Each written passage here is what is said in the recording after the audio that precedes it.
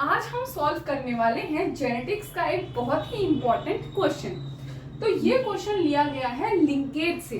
तो यहाँ पर ना हमें क्या बताना है, हमें बताना है कितने % रिकॉम्बिनेशन होगी। सबसे पहले हमें ये पता होना चाहिए कि लिंकेज का मतलब क्या है। तो जब भी दो जीन्स बहुत पास पास होते हैं ना, तो चांसेस होते हैं कि वो बिना क्रॉसओवर के डायरेक्टली एक साथ ही चले जाएंगे, उनमें कोई रिकॉम्बिनेशन नहीं होगा। ऐसे कैरेक्टर्स को हम लिंक्ड जीन्स कहते हैं। तो क्या है, यहाँ पर आपको इस तरीके का डाटा दे दिया जाएगा और आपको कहेगा कि रिकॉम्बिनेशन बता दो।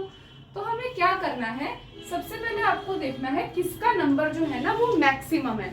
जैसे यहाँ पर मैं देख सकती हूँ ये और ये नंबर मैक्सिमम है, तो ये हो जाते हैं हमारे पेरेंटल टाइप, ये दोनों हमारे पेरेंट्स हैं। अगर ये पेरेंट्स हैं तो ये बचे हुए रिकॉम्बिनेंट्स हो गए।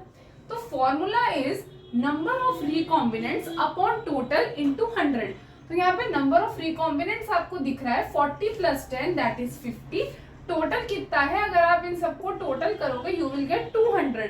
तो रिकॉम्बिनेशन जैसे हम प्रोबेबिलिटी करते हैं उसमें भी हम यही बोलते हैं कि उस पर्टिकुलर इवेंट के होने की क्या प्रोबेबिलिटी है upon total into 100 is the percentage.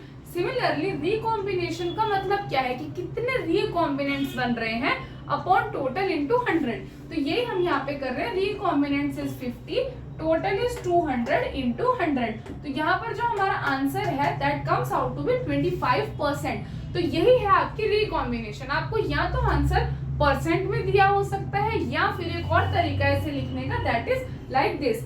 तो क्या होता है, जितना भी परसेंटेज आपका रिकॉम्बिनेशन होता है ना, उतना ही उनमें सेंटीमॉर्गन में डिस्टेंस होता है, ये याद रखना है। तो यहाँ पर ये भी बोल सकते हैं कि ए और बी दो ऐसे जीन्स हैं जिनके बीच में 25 सेंटीमॉर्गन का डिस्टेंस है, या फिर ए और बी जीन्स में जो रिकॉम्बिनेशन देखी गई है वो 25% है। ये दोनों तरीके बिल्कुल सही है लिखने के।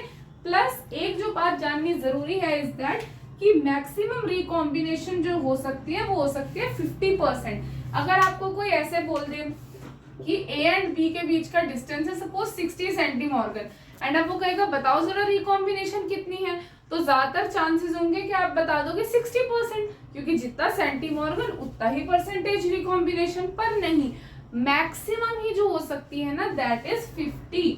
तो 50% जो आपका है वो मैक्सिमम रिकॉम्बिनेशन है। तो आई होप कि आपको समझ में आया होगा कि अगर आपको इस टाइप का न्यूमेरिकल मिलता है तो उसे कैसे सॉल्व करना है। अगर आपको जेनेटिक्स के और न्यूमेरिकल्स चाहिए, ऐसे ही या प्रैक्टिस के लिए क्वेश्चंस चाहिए, तो please do comment on the video.